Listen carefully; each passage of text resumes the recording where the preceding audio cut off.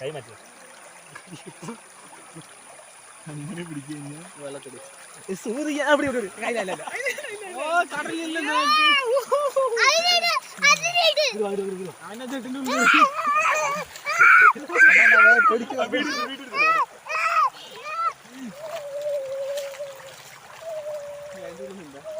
തിന്നെ തിന്നെ